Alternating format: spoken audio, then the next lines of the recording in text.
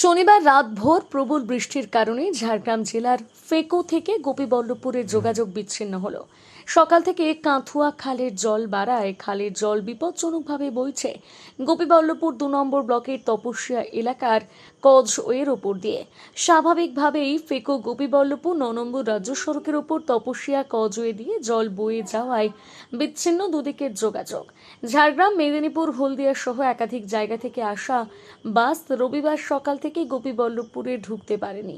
অপরদিকে ওড়িশা, নয়াগ্রাম, গোপীবল্লভপুরের বাস সহ ছোট বড় কোনো গাড়ি ঝাড়গ্রাম, মেদিনীপুরের দিকে যেতে পারছে না। চিকিৎসা থেকে শুরু করে যাবতীয় প্রয়োজনীয় সমস্যায় সাধারণ মানুষ। এই যে জল বেড়েছে আপনার তপসিয়া কাঁথুয়া খালে, আপনাদের কি গোপীবল্লভপুর এখন আর বাস নিয়ে যেতে পারছেন? না, আমরা হলদিয়া থেকে এলাম, তো ফেকোতে শুনলাম গাড়ি যাচ্ছে না। সেমতো অবস্থায় আমরা দেখলাম যদি যাওয়া যায়, সেই হিসেবে আমরা গাড়ি নিয়ে এলাম। তো এখানে এসে দেখলাম জলটা এতটাই বাড়া, কোনোভাবে গাড়ি নিয়ে যাওয়া সম্ভব না। আচ্ছা, যাত্রীরা কতটা সমস্যায় পড়ছেন তাহলে? যাত্রীরা তো চরম সমস্যা, মেয়েরা, বিশেষ করে মেয়েরা ব্যাগ ফ্যাগ নিয়ে, বাচ্চা নিয়ে সেপারে যাওয়া, তারপরে ছোট গাড়ি ধরা, একটা হরবড় ব্যাপার।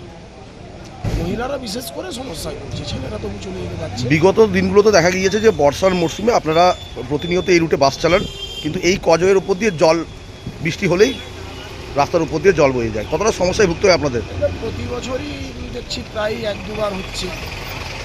ঠিক হওয়া উচিত।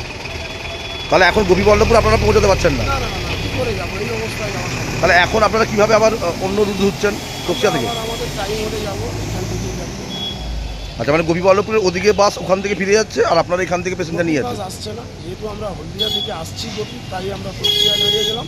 আবার আমাদের টাইম হলে আমরা তপসিয়া থেকে ছেড়ে হলদিয়া। আপনার নাম?